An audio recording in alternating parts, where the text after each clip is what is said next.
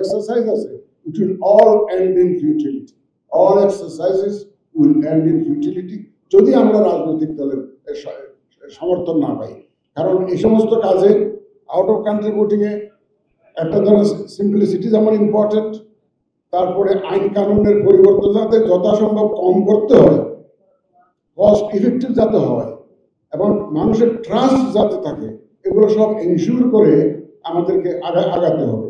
আমরা আশা করব আজকে আপনাদের যে উপস্থিতি, সম্মানিত দেশের বিশিষ্ট ব্যক্তিবর্গ, আপনাদেরকে আমরা ডিসেমিনেট করব আমরা কি করেছি, এবং থ্রু ইউ সারা জাতিকে আমরা এটা জানাতে চাই যে আমরা এই ক্ষেত্রে কাজ করছি এবং কি কাজ করছি এটাও জানাতে চাই। আশা করি আজকে এই সেশনটা খুব ইউজফুল হবে।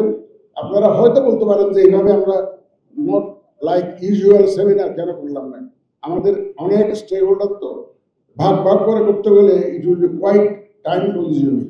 সেজন্য আমরা আমাদের অভিজ্ঞতাটা, আমাদের যে এক্সারসাইজটা, এটা আপনাদের সাথে যাতে একসাথে শেয়ার করতে পারি সেটার ব্যবস্থা আমরা করেছি। আপনারা পরে ফিডব্যাক দিতে পারেন আমাদের, যখন সেকেন্ড সেশনে যখন আপনার মতামত দিতে পারেন, অথবা পরবর্তীতে আপনারা লিখিতভাবে আমাদেরকে মতামত দিতে পারেন। বাট আমরা চাই পরবর্তী ইলেকশনে অন্তত শুরুটা হোক, যাত্রাটা শুরু হোক।